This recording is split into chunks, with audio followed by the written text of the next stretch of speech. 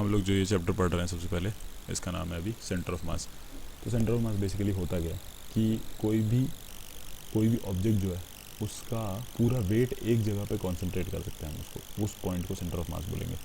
ठीक है। जैसे इसका वेट अगर 10 kg है, ठीक है, तो इसमें एक बीच में कोई एक किसी जगह होगी जहाँ पे पूरा का पूरा 10 kg वेट को हम कॉन्सेंट्रेट कर सकते हैं।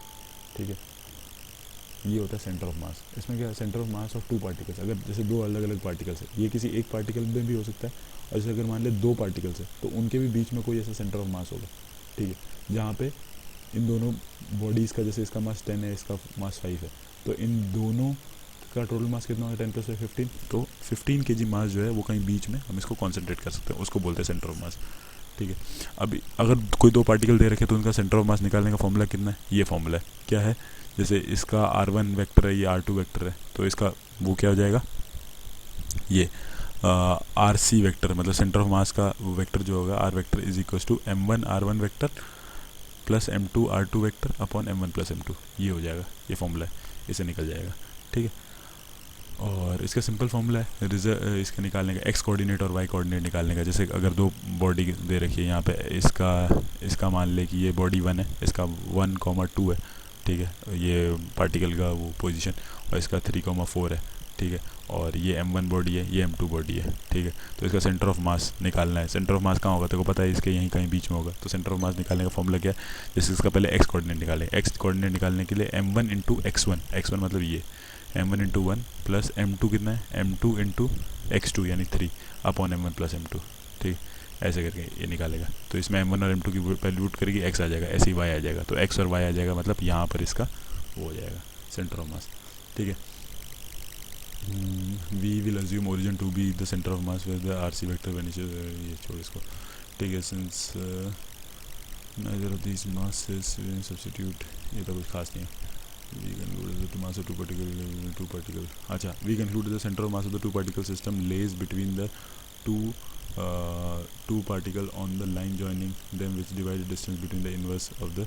ठीक है, अच्छा, सेंटर ऑफ मास जो है इसका एक रिलेशन हो जाता है कि जैसे ये M1 है और ये M2 है। ठीक है, और इसके बीच में मान ले यहाँ पर इसका सेंटर ऑफ मास है, ये सेंटर ऑफ मास है। ठीक है, तो अगर ये R1 है, ये R2 है, तो एक फॉर्मूला होता है M1/M2 equals to what, R2/R1। ये फॉर्मूला है, ये फॉर्मूला याद रखना। ठीक है, उसके बाद और क्या है, ये बाकी सारे फॉर्मूलेज वगैरह R1 R2 इन सब, ये फॉर्मूले देख लेना। ठीक है, centre of mass of several particle, अगर बहुत सारे पार्टिकल हो जाएंगे तो क्या करेगी, बहुत सारे पार्टिकल हो जाएंगे तो जैसे हमने लिखा था कि उसका एक्स कोऑर्डिनेट कैसे निकालना है, M1 R1 plus M2 R2। ठीक है, तो ऐसे करके सारे हो जाएंगे M1 प्लस M2। तो अगर जैसे बहुत सारे पार्टिकल हो गए तो एक्स कोऑर्डिनेट हो जाएगा M1 R1 plus M2 R2 plus M3 R3, ऐसे करते करते सारे upon M1 plus M2 plus M3, ऐसे करके। ठीक है, ये फॉर्मूला हो जाएगा, ये देखो ऐसे, ये रहा फॉर्मूले। ठीक है, एक्स वाई और जेड कोऑर्डिनेट निकालने के, centre of mass of the continuous distribution system. अच्छा, अभी हम क्या है कि सिर्फ अभी पार्टिकल निकाल रहे थे, अभी हमें क्या मिल गया, अभी हमें कोई बड़ी ऑब्जेक्ट मिल गई, जैसे कि एक रबड़ मिल गया, तो उसका सेंटर ऑफ मास। ठीक है, तो वो कहाँ पर होगा, तो उसको निकालने के लिए R centre of mass is equal to RdM when d is equal to, ये ऐसे निकालता है इसका, ये इसका कोई क्वेश्चन आएगा तो उसके अंदर ज़्यादा अच्छे से दिखाया जाएगा। ठीक है, DM बेसिकली ये जो DM है, DM को इंटीग्रेट करना है x के रिस्पेक्ट में। जैसे ये है x, यहाँ से लेकर अगर ये x है, इसका मतलब will look into this.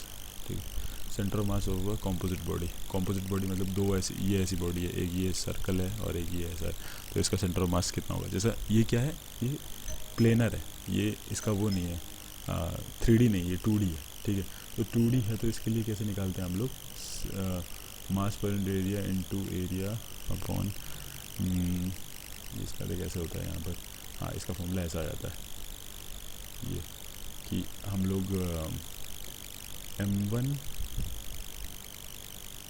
We have a composite centre of mass is equal to, इसका फॉर्मूला आ जाएगा x is equal to m into density, ऐसा करके कुछ होता है ये वाला। ये फॉर्मूला इसमें बड़ा बड़ा दिख नहीं रहा है, इसमें डेंसिटी के रिस्पेक्ट में आ जाता है, body have the same density, तो सेम डेंसिटी पे ये आता है, डिफरेंट डेंसिटी पे ये फॉर्मूला आता है।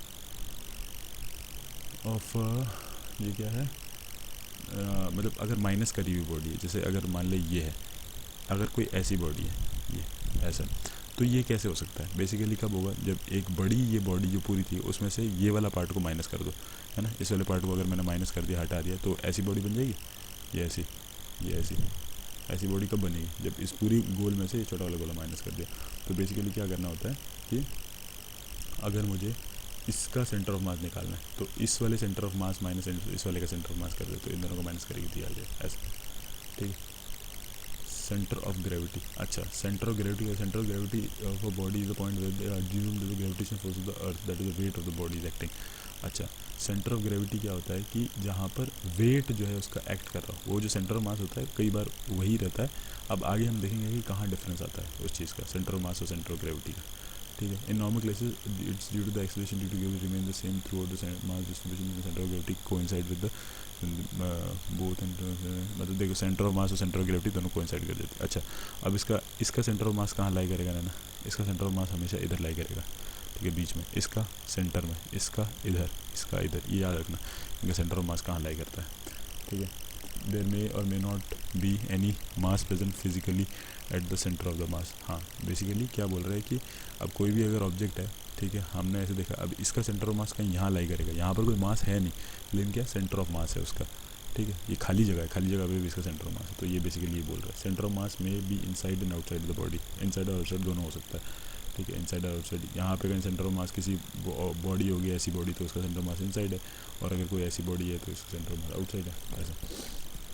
Position of centre of mass depend upon the shape of the object, समझ गई, शेप ऑफ द ऑब्जेक्ट पे डिपेंड करता है। For a given shape it depends on the distribution of mass in the body और is closer to the mass proportion, ठीक है। Centre of मास जहाँ भारी साइड होगा उसके अंदर क्लोज होगा। जैसे फॉर एग्जांपल कि अगर कोई ऐसी बॉडी है, ठीक है, जैसे ये ऐसी कोई बॉडी है, ठीक है, ये ऐसा कुछ है, ठीक है। अब क्या है, ये जैसे कोई गिटार टाइप समझ ले, तो इसमें क्या है कि ज़्यादा मास किस तरफ है, इस तरफ ज़्यादा मास है, तो सेंटर ऑफ मास ऑब्वियसली इस तरफ अंदर की तरफ ही होगा, इस तरफ होगा, ठीक है, ऐसे, मतलब टूवर्ड्स द हैवियर साइड होता है हमेशा। For given shape depends upon distribution of mass the ANC body symmetrical have homogeneous distribution consider centre of symmetry. अगर कोई एकदम सिमेट्रिकल बॉडी है, ठीक है, एकदम ही जैसे ऐसी हो गई कि सर्कल है, तो इसका सेंटर ऑफ सिमेट्री जो है, बेसिकली इसका जो सेंटर है उसके वही होता है सेंटर ऑफ मास, अगर सिमेट्रिकल बॉडी है तो तभी, ठीक है। सेंटर ऑफ मास और यूनिफॉर्मली सिमेट्रिकल बॉडीज, ओके। अब हम आते हैं किसके ऊपर, रिंग के और इन सब के 3D इनके ऊपर, ठीक है। तो ये याद रखना होता है कि इनका सर्कुलर रिंग का सेंटर ऑफ मास जो होता है 2r/π पे होता है, यही सब याद रखना है। सेमी सर्कुलर डिस्क का यहाँ पर होता है r/2, ये सारी चीज़ें याद रखनी है, ये इंपॉर्टेंट है, ठीक है, ये बहुत इंपॉर्टेंट है, इसी के बेसिस पे क्वेश्चन होते हैं सारे, ओके। नाउ अब देखो ये दे रखा है कि यहाँ पे बॉडीज़ है, इक्वल मासेज है, ए यहाँ यहाँ यहाँ आपके है 0 0 a 0 और यहाँ पर इन तीनों जगह पे दे रखा है। Find the coordinate. अब चलो ये अगर मैं देखा जाए तो अगर इनका सेंटर ऑफ मास कैसे निकालूंगा, एक्स कोऑर्डिनेट क्या होता है mx1 plus mx2 plus mx3 upon m1 plus m2 plus m3, तो ये तीनों ऐसे निकल जाएगा, इस फॉर्मूले से निकल जाएगा, आंसर आ जाएगा ऐसे, ठीक है। सेम इसका भी ऐसे निकलेगा, नेक्स्ट वाला ये भी ऐसे निकलेगा, ऐसे करके सिंपल सिंपल से क्वेश्चन है, ठीक है। ये यहाँ पे माइनस करने वाला जो था उसके बेसिस पे आ रहा है ये वाला बिजनेस बॉक्स, ये तो ईजी है, ठीक है। Motion of the centre of mass, okay. Motion of the centre of mass क्या बोलता है कि as for a system vertical position of the centre of mass is given by r is equal to this, ठीक है। Position, कोई भी centre of मास की position को ऐसे निकाल देंगे।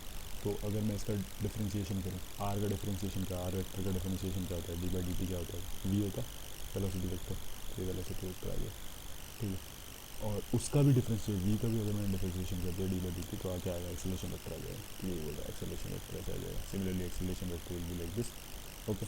तो वेलोसिटी वेक्टर क्या कैसे आएगा, वेलोसिटी वेक्टर जो होगा, velocity of the centre of मास हो जाएगा m(v1) vector m1v1 vector plus m2v2 vector upon m1 plus m2, ठीक है। और एक्सेलरेशन का भी हो जाएगा, एक्सेलरेशन का ये हो जाएगा m1a1 a2 upon m1 plus a2, ये फॉर्मूले से like velocity of the centre of mass और acceleration of the centre of mass, ये, ठीक है, okay. Linear momentum of the system of particle is equal to the product of the linear momentum क्या है, is equal to mass into centre of mass, ये होता है, ठीक है।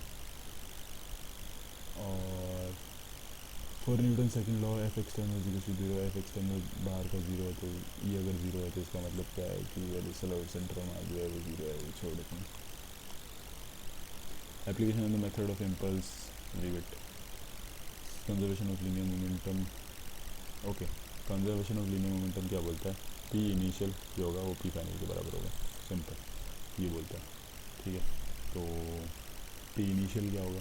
अब जैसे कोई भी एक बुलेट फायर हुई है, ठीक है, एक बुलेट फायर हुई है गन से, ठीक है, ये गन है, तो पहले क्या होगा? बुलेट इसके अंदर है, ठीक है, तो क्या होगा कि इनिशियल पी इनिशियल क्या होगा? पी इनिशियल होगा मास ऑफ दिस m1v1, ठीक है, इसका क्या होगा? Mass of this bullet, this sorry gun into velocity of gun, ठीक है, मास ऑफ गन प्लस इसका बुलेट का mass of bullet into velocity of bullet, ये हो गया इनिशियल.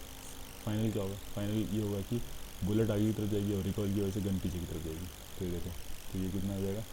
इसका बुलेट आगे की तरफ जा रही है, उसका m bullet into V of bullet आगे की तरफ, और ये पीछे की तरफ जा रही है m of gun V of gun, ठीक है, ऐसे पीछे की तरफ. तो इन दोनों का इसके बराबर होगा, P initial equal to P final, ऐसे करके निकालना है. ठीक है, kinetic energy of that bullet is equal to this. Okay, when a bullet remain embedded in the block. Okay, यहाँ पर कुछ एग्जांपल है बुलेट ब्लॉक सिस्टम के. अगर इसके अंदर लग जाती है, ठीक है, तब क्या होता है? तो वही इसके अंदर सबसे पहले वही करना है, conservation of momentum. Initial point के ऊपर क्या होगा? P initial equal to P final, ये देखना. तो पी इनिशियल क्या होना आ जाएगा? इक्वल टू पी फाइनल, इस पॉइंट पे देखना. इनिशियल पॉइंट क्या होगा? देखो m1v1, इसका क्या है? इसका क्या है? m1v1 हो गया, mv ये हो गया. और ब्लॉक का क्या है? वेलोसिटी इसकी. ये तो ब्लॉक तो ऐसे उस समय ऐसे ही था, तो जीरो था, तो ये जीरो हो गया. अच्छा, उसके बाद क्या होगा? ब्लॉक ऐसे ऊपर की तरफ चला जाएगा, दोनों इसके अंदर लग गए, ठीक है, तो इसका मास कितना हो गया? मास हो गया टोटल m प्लस n, दोनों का मास जुड़ गया. और वेलोसिटी कितनी होगी? इसकी वेलोसिटी कुछ v हो गई होगी, तो ये हो गया. तो टोटल वेलोसिटी, इसकी वेलोसिटी कितनी होगी? mv अपन m प्लस v, ठीक है. Conservation of mechanical energy. अब इसके अंदर पहले तो क्या लगता है? कंजर्वेशन ऑफ मोमेंटम, दूसरे पर लगता है मैकेनिकल एनर्जी. तो मैकेनिकल एनर्जी यहाँ पर कितनी थी? यहाँ पर इनिशियल इक्वल टू फाइनल, यहाँ कंजर्वेशन ऑफ एनर्जी वाला लगाओ, तो क्या होगा? Total energy at 1 equal to total energy at second, ठीक है. तो यहाँ पे टोटल एनर्जी फर्स्ट पे कितनी होगी? काइनेटिक एनर्जी एट फर्स्ट, तो कितना होगा? हाफ m v स्क्वायर, ठीक है, प्लस इसकी पोटेंशियल एनर्जी, मान लीजिए यहाँ पे सरफेस है, तो ये पोटेंशियल एनर्जी यहाँ पे जीरो होगी, और ये ऊपर चढ़ गया, ऊपर चढ़ा, ऊपर चढ़ते यहाँ पर जाके जीरो होगी इसकी पोटेंशियल एनर्जी, वो सॉरी काइनेटिक एनर्जी जीरो हो जाएगी. तो half m plus m into V की वैल्यू जीरो है, तो ये तो जीरो हो गया, काइनेटिक एनर्जी जीरो हो गई, प्लस पोटेंशियल एनर्जी कितनी होगी? ये उतना ऊपर चढ़ गया. कौन चढ़ा? m प्लस m इंटू जी इंटू एच, ये हाइट डिस्टेंस वाला हो गया. तो उसको ये पुट किया, आंसर आ जाएगा इसमें. ठीक है, ऐसे करने से तुम्हारे पास ये आ जाएगा, सारी वैल्यूज हो जाएगी. एच की वैल्यू आ जाएगी, ये वैल्यू हो जाएगी, ये थीटा है, ये सब वैल्यू निकल जाएगी. ठीक है, सेम इसके अंदर कंजर्वेशन ऑफ ब्लॉक सिस्टम. जब बुलेट इसमें से एमर्जीज आउट, मतलब इसमें से घुसी और इसमें निकल गई, तब क्या होगा? तब हमें देखना है. तो initial velocity mv momentum equal to zero, m1v1. अब क्या होगा? ये उसके बाद क्या होगा? ये v1 की वेलोसिटी से निकलेगी, ये v2 की वेलोसिटी निकली, तो m1v1 और m2v2, तो इनिशियल फाइनल को इक्वल कर दिया. तो इसे तुम्हारा एक इक्वेशन है. Conservation of energy, conservation of momentum लगाना है, फिर एनर्जी लगाना. तो एनर्जी का कंजर्वेशन निकालो, हाफ mv1 स्क्वायर, ये सारी वैल्यू निकालो, आंसर आ जाएगा इससे. ठीक है, explanation of block at rest, explanation of bomb at rest. अच्छा, explosion of bomb at rest. अच्छा, अगर इनिशियली तो क्या होगा कि इनिशियली तो ये रेस्ट पे है, ठीक है. अब क्या होगा कि ये तीन टुकड़ों में मान ली डिवाइड हो गया, एक इधर जा रहा है, एक टुकड़ा इधर जा रहा है, एक टुकड़ा इधर जा रहा है. तो इसका मोमेंटम, इसका मोमेंटम, इसका मोमेंटम, मतलब final momentum equal to initial momentum. Initial momentum कितना है? इनिशियल मोमेंटम तो जीरो ही होगा, ठीक है. फाइनल मोमेंटम कितना है? ऐसे करके इससे निकल जाएगा. ठीक है, and motion of two springs, initial momentum equal to final momentum, ठीक है. फाइनल इनिशियल मोमेंटम जो था तुम्हारा p1 equal to p2 plus, ये सारा चेक कर लेना एक बार.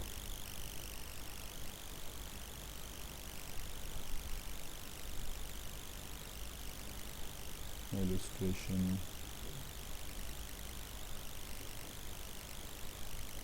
कोलिजन. अच्छा, जब दो बॉडी कोलाइड होती है तब क्या है?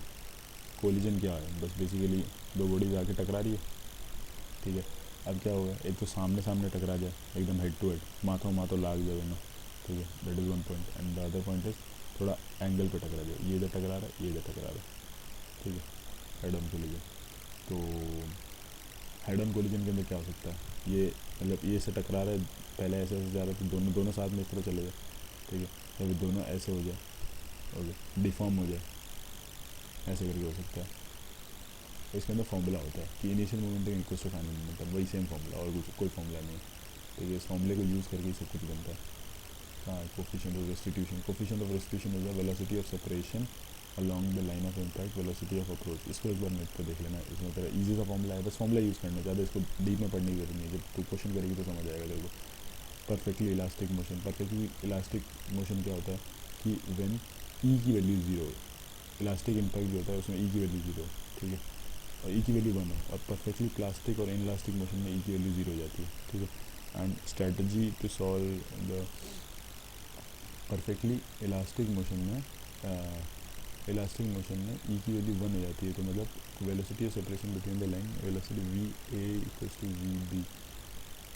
ओके, इसको एक बार नेट पे चेक करना, तो वो ये ई के ऊपर मतलब 2 मिनट का वीडियो देखना, समझ आ जाएगा। टाइप्स ऑफ इलास्टिक कोलिजन के अंदर क्या होगा कि जो काइनेटिक एनर्जी इनिशियली थी वो फाइनल बिफोर कोलिजन, जो after collision, kinetic energy is not conserve, some energy is lost in the collision. Elastic collision के अंदर कुछ एनर्जी जो है वो लॉस्ट हो जाती है, आसपास निकल जाती है, उसको बोलते हैं। और परफेक्टली इन इलास्टिक के अंदर क्या होता है कि दोनों बॉडी चिपक के आगे निकलती है फिर आगे, ठीक, उसको बोलते हैं। ऑन द बेसिस ऑफ ये देख लेना, ये वाला पढ़ लेना, इसमें समझ आ जाएगा। हेड ऑन इलास्टिक कोलिजन, ये वो